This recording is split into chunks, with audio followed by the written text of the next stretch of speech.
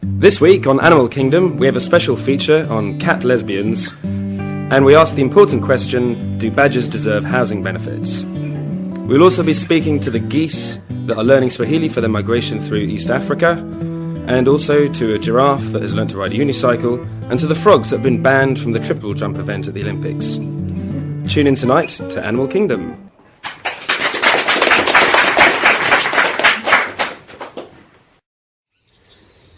Good evening, viewers, and welcome to Spring Watch. At my side, I have the unkempt yet rather saucy strumpet, Kate Humble. She wears nothing under that anorak. Apart from an RSPB nipple ring. Hello there, everyone. As ever, I am undeniably attracted to the delectable Chris Packham, like a blue bottle to a big fat fox turd. Whoa! Yes, Kate. It's okay to put your hand down there, but just be careful of the woodpecker. Just keeping him warm. I preferred last week's slow worm. What happened to that? Never you mind. Tonight, viewers, our cameras are focusing on Kate's outrageously frizzy hairdo, home to the fauna of the land. Yes, that unruly mop provides lodging for a wide range of wild creatures. Your ear tastes of Kendal mint cake. So, Kate, let's meet the tenants of the week. What's nestling in your tangled locks? Well, Chris, today I appear to have tempted a flock of gannets. Look! That's terrific, and explains the fishy ambience. Anything else? Yes, just here I found 12 dormice. They've made a nest out of my split ends. So cute. Oh, and what's this whiskery little face I see peeking out under your hair bobble? An otter, maybe? Or a mongoose? Oh, that's Bill Oddie. He's in perpetual hibernation and won't leave. You can move to the other leg now.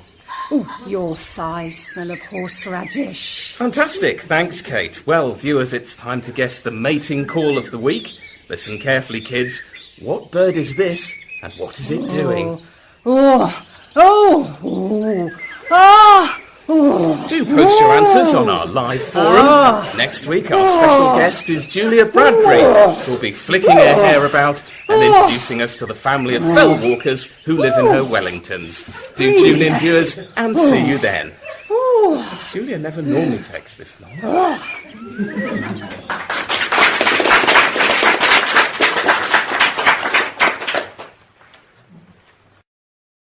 Can you tell us about the work you do here?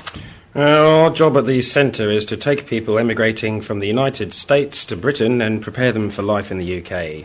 We teach them about customs, language and traditions. What do you teach them?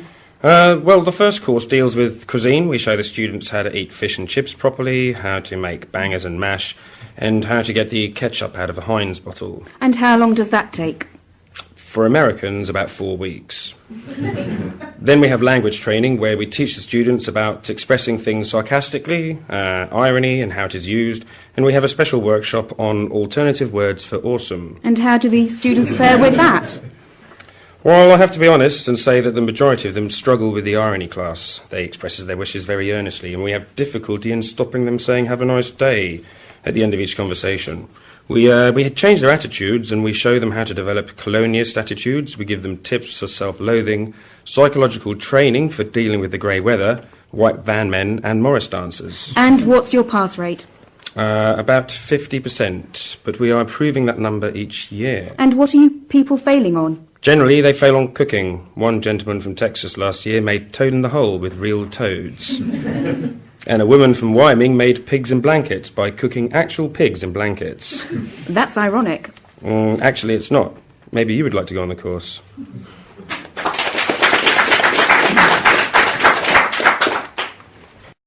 Come on, folks, gather round. Unbeatable prices on top quality merchandise. Hello there, love. Look at this lovely perfume. Just 15 quid.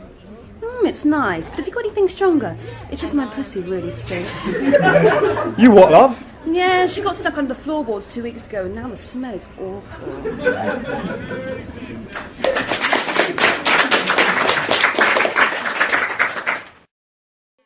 Welcome back to Ultra Reality, the new post-Hutton Report TV channel where everything is exactly as it sounds. At 6 p.m. it's Changing Rooms. Today it's the women's at Croydon's Municipal Bars. At 7 p.m, this week's Top Gear, with the Top Gear of the new BMW M5. 8 p.m, an episode of Murder, She Wrote. Jessica Fletcher writes the word murder on her typewriter. The end. Next it's the bill, £43.82 plus tip. The award-winning The Wire is on at 10 p.m. Green and Yellow is Earth. Tune in next week for Neutral. And finally, The Only Way is Essex, on board the non-stop 16:45 train from London Liverpool Street to Romford. One of the toilets is out of order. That's it.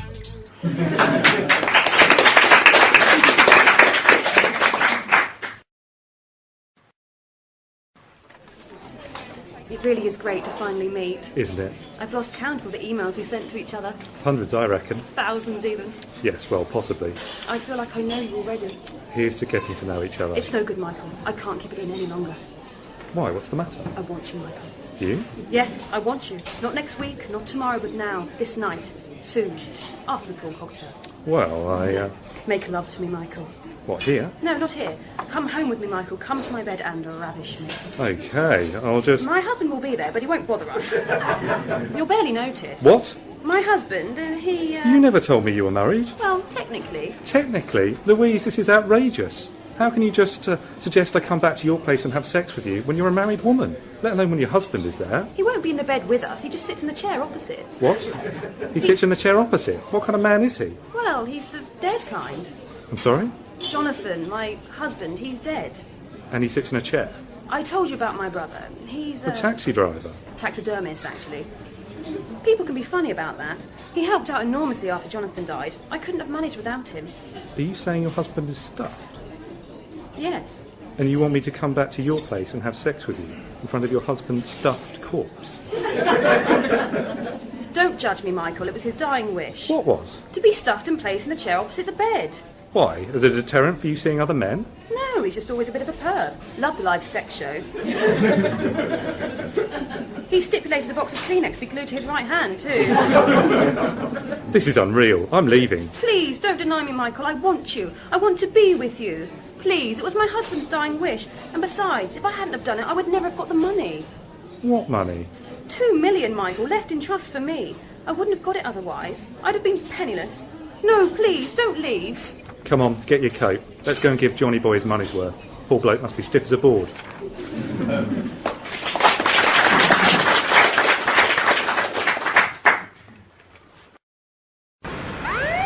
Hello, is that Mr. Scott? Can you hear me? I'm the police negotiator. Don't try any tricks, pigs. I've got a bomb and my fingers on the trigger. We won't, I promise.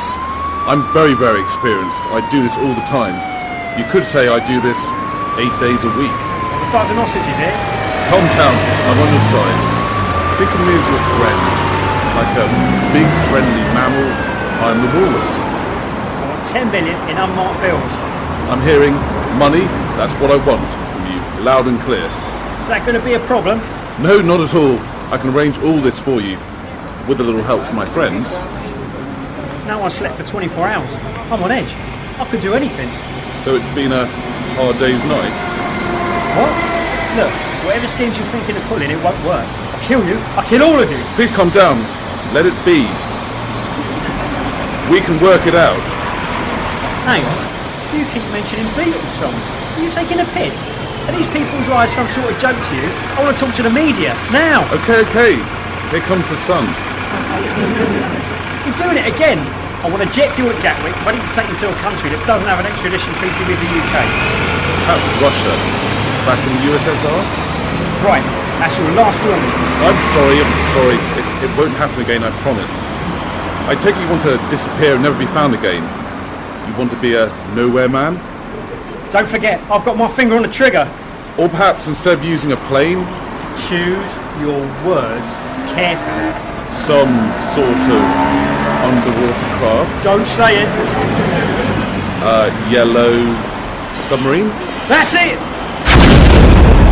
Oh, that was a bit unpleasant. Must have been a Rolling Stones fan.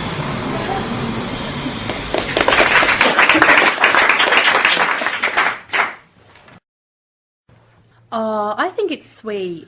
Oh, knock it off already. I told you it's just a stray. Somebody's in denial. Honestly, I've only just moved there, and it turned up a day later. It was left by the person before me. That's horrible. People can be so cruel. I know, right? I mean, just look at him.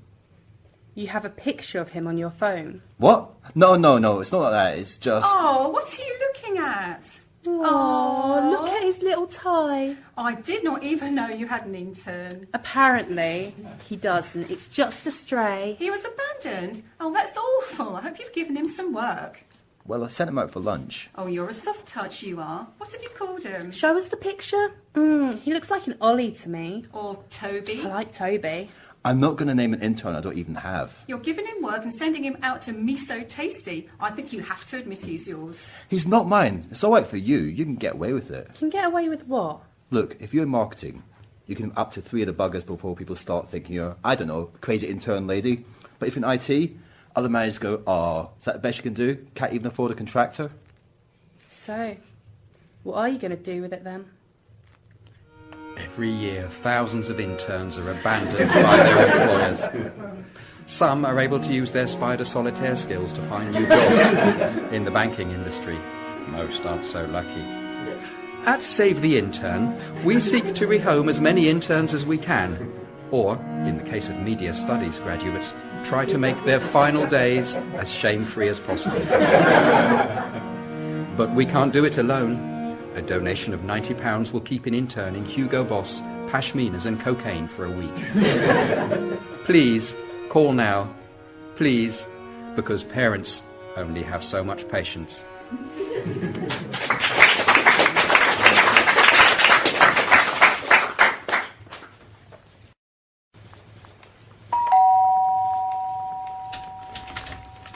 Hello, come in. I was starting to think you weren't going to come. No, I just couldn't find you. I thought you said we were meeting at the restaurant. Yes, do you like it? You did say you like lesser known places, and this is one of my favourites. Right. Okay, that's nice. Only... Here, let me get you a chair. I'm okay standing, thanks. What's wrong? Did I say something? Do you not like it here? It's just that it's quite a bit smaller than I was expecting, actually. Is it? Yes, and a lot more informal. Oh, yes, it's very casual. That's why I like it so much. It's so homely.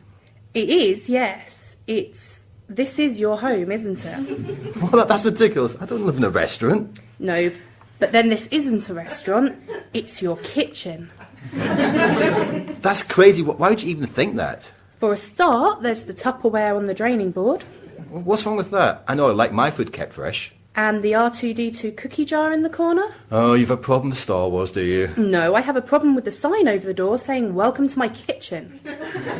It's rustic charm, that's all. Shabby chic, I think it's called. Really? Because you seem to have forgotten the chic. Oh, that's just rude. There's no need to cause a scene. What, in the middle of your kitchen? It's a restaurant. Oh, is it? Is it? All right then. Where are the menus? What? If this is a restaurant, then they'll have menus. Where are they? They don't have menus. Oh, of course they don't. The waiter comes over personally and reads through the specials. And the waiter is what? You in an apron? Why are you being like this? I'm not being like anything. You're being crazy. It's clearly your kitchen. These are your tea towels. And this is your world's greatest friend mug. And this is a framed photograph of you. I'm their favourite customer. You're a nut job. Look, we didn't come here to argue. Let's just say that... Just what? What did we come here to do exactly? Here? To your house? It's not my house. I'm calling the police. You're being irrational. I'm not irrational. You're a pervert and I'm leaving. Hello, monsieur. It's lovely to see you again. Your lady friend, she is not staying? No. Another weird one tonight. Could I just get some wine to start? Certainement, monsieur. I'll send over the wine waiter. Anything for our favourite customer.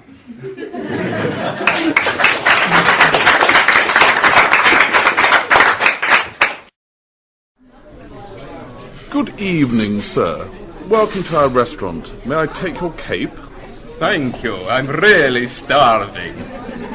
Don't worry, sir. We'll soon fix that. We're one of the country's top steak restaurants. Oh, I'm sorry. I didn't realize. I'm afraid I'll have to leave. Oh, heavens. I trust I haven't offended you, sir. Are you by any chance one of these vegetarians? Oh, no. Quite the opposite. Well, then, I can assure you our steaks are of the finest quality. They're hung upside down for up to 2 months. Well, hanging upside down is something I'm quite used to.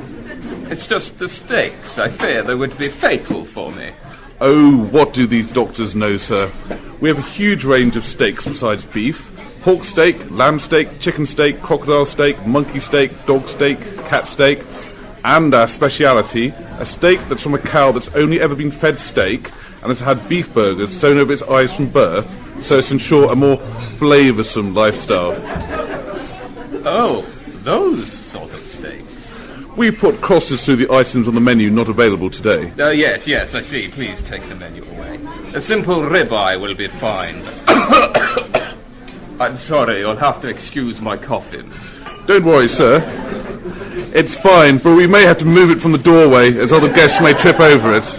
Fangs. And what type of sauce would sir like? Béarnaise? Pepper? Garlic? Best to leave the sauce. And how would sir like it cooked? Bloody.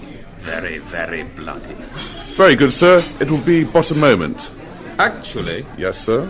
just the blood will be fine. Of course, sir. Batty foreigners.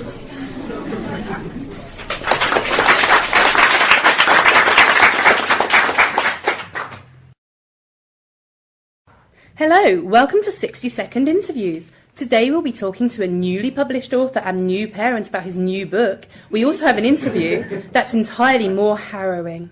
James, thank you for coming in today. It's Pierce, actually. Of course, Pierce. Now, I know this is the only interview you've given since your arrest. Arrest? No, I'm Pierce. When was it that you first realised you were sexually attracted to little boys?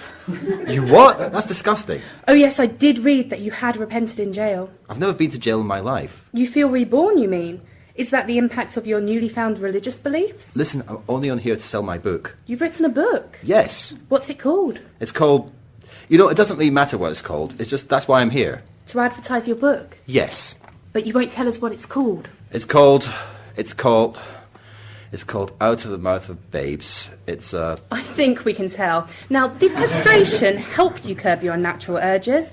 Complete genital removal is unusual, of course, but experimental treatment... I'm not castrated. Of course you are. It was a condition of your release. I've had enough of this. Look! Security! My perps are not being decommissioned! No! You got it wrong, I'm a writer! Well, that's all we've got time for from Pierce Jones, convicted paedophile. Next up, James Pearce, who will be telling us about his new book on parenting.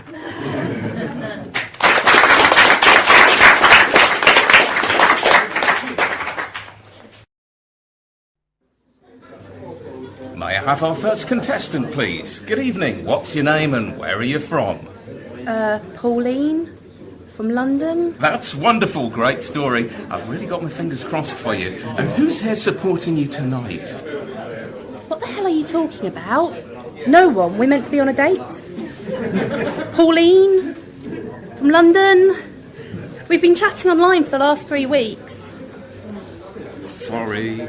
It's just I'm a massive fan of quiz shows. I just forget not everyone else is into them as much as I am. Ah, I see. Well, that explains why you asked me to turn up with a name badge on.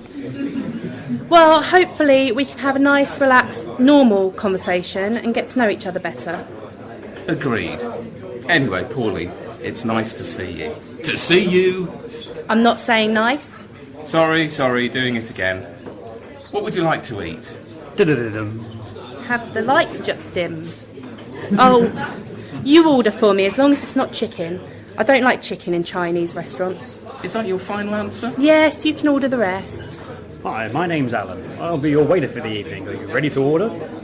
Yes, as a starter, we'll have 4 of the 10s. 10. Third time chosen this week. 34. 34. Rare outing. First time we've seen that since September. And 44. 44. Popular one. Most chosen dish this year. That's it, thanks. Didn't he do well?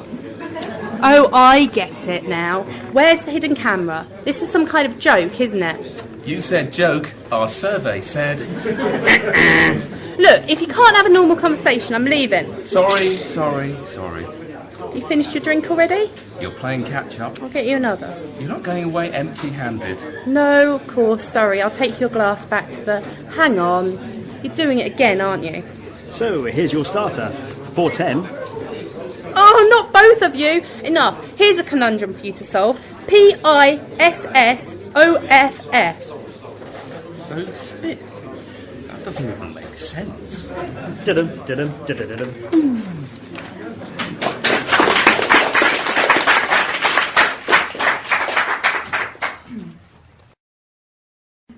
And now in our social affairs programme, Polls and Prejudice, Clara the Rabbit looks at the social divide between those living in the North and South Polar regions. I'm Clara the Rabbit, and you're listening to Polls and Prejudice. Geographically, they're diametrically opposed, but what else is it about the North and South that is so vastly different? I heard from Northern Polar Bear and mother of three Sharon Smith, and Southern Penguin Edward Thomas, bachelor, about their thoughts on the Great Divide. Well, it's one of them things, isn't it? It's just so far away. And they don't like gravy. They're a bit stuck up down there, aren't they? They wouldn't talk to you. Oh, no. While here in the South, the consensus is that the divide comes from an innate difference in academic ability and a general sense of decorum. Darren, you get those cubs in here now. They're getting a bloody seal. Sorry about that, love. What were you saying? As an emperor penguin and southerner, I only eat the finest cuisine. Calamari, sushi, lobster thermidor. They're dead posh down there. And they're dead soft, aren't they? Always got a coat on and all. We're very proud of our coats and our tails. Here up north, they don't wear anything. They're very backward there, practically the Ice Age. Take the males, for example. They have nothing to do with their offspring. I don't have any myself, but when the time comes, I'll be in charge of the egg. Southern males? Oh, no. Well, they're not real males, are they? What is it they call them? Metrosexual or something? Oh, no. I like a bearer male, me, like our Darren. He's gone out as it goes. Probably having a fight somewhere. Bless him. Interesting stuff there. That's all for this week's programme, but join me, Clara the Rabbit, next week when I find out the truth about orangutans. King of the swingers or just massive mingers?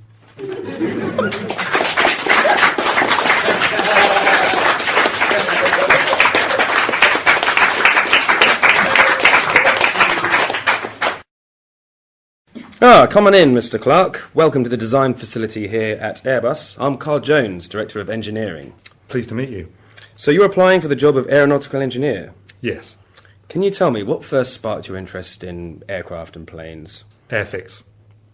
Okay. Well, tell me, what aircraft have you worked on? Well, I've built a 747 in the past. Oh, so you've worked at Boeing. Fantastic. So what's your approach to validating airframe designs? Mum does all the checking for me. Mum? Yes. Oh, of course, the mechanical undercarriage management system. What's your preferred undercarriage solution then? Y-fronts, definitely. Y-fronts. Oh, the Y-frame. Yes, it's a very robust solution, isn't it? It can stand up to all sorts of undercarriage mishaps. Yes, well, I've had a few of those.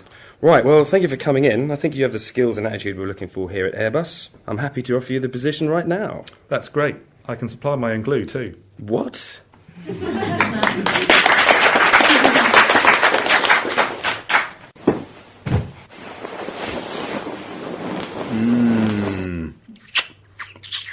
Oh, you're late. Yeah, heavy session with the guys. Okay. Oh, God, what's that smell? Sorry, bowels are a bit loose. Oh, gross. Give us a kiss. Oh, you've not brushed your teeth, have you? No, sorry, beer breath, I know.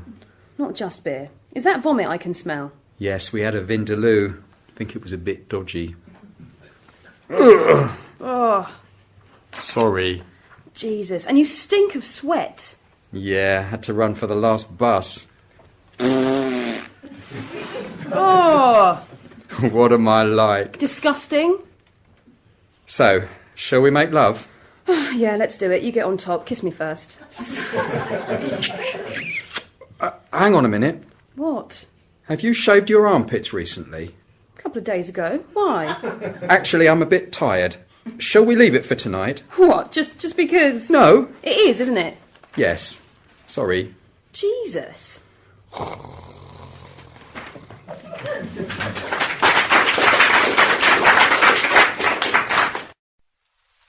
Lousy weather, innit? Yeah. Yeah. What are you laughing at? Sorry, I just think it's rather amusing that you're still hanging in there with that old thing. What? What's wrong with it? You've got to move with the times, my old son. It's all flat screen TVs these days, isn't it? See this? Yeah. 52-inch plasma panel, 4 HDMI sockets, built-in freestat, and it's 3D capable. Plasma, isn't it a bit last gen? You know, what OLEDs and IPS panels and all that? Well, you have a point there, vis-a-vis standard HD content, but for your actual 3D, Plasma gives an infinitely superior experience with less ghosting. Yeah, but Dual tuners as well, so you can watch 2 channels at the same time. what's the point of that? And you don't get burn-in or crosstalk, not to mention... There's Have a cup of tea. I'll tell you one advantage of the old tellies though. What's that then? They come in a box that actually keep the rain off you. This is true. Can I come into yours for a bit? Nah, sorry mate, this one only manages one channel at a time.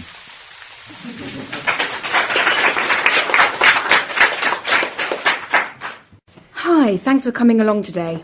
You're welcome. Right, as you know, this job will be in our Basingstoke call centre. You'll be handling customer inquiries, but there may be an opportunity to get involved in sales-related calls too. So my first question is, can you tell me about any customer-facing experience you've had in the past? I'll have to put you on hold before I answer that. I'm sorry. Can you hear me through the dark night and far I suppose you think you're being funny. Press 1 or say 1 for funny, 2 for ironic, 3 for irritating. I'm not going to play this game with you. I'm sorry, I didn't catch that.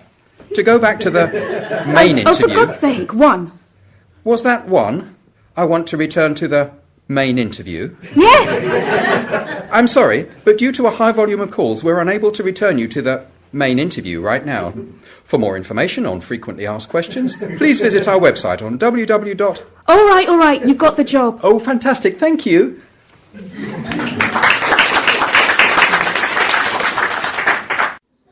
Hi, David Longbourn. Hello, thanks for meeting me today, Jenny Brown. I'm so sorry, I was running late, you know, the tubes. That's fine, your date is important to us. That's very sweet. What should we talk about today? Please choose from the following 4 options. Select 1 for the dull, boring journey here, select 2 to impress me with your CAD-like qualities, select 3 if you want to discuss politics, or select 4 if you want a quick snog. Well, let's go for option 1. I love talking about my tube journey. Did you say option 4? No, I said number 1.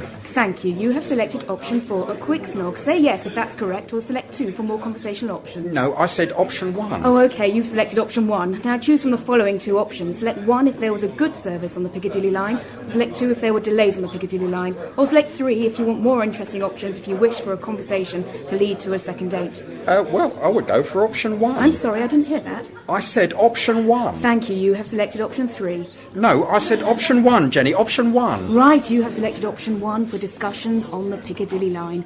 Have you swiped your Nectar card? Pardon? Nectar card? We're not in Sainsbury's. That's an invalid option. Please hold, an operator knows you're waiting. This is ridiculous, Jenny. Can't we have a normal conversation? Thanks for meeting me today. This date has been recorded for training purposes. Right, I'm off. Oi, Longmore, you've left an unexpected item in my bagging area.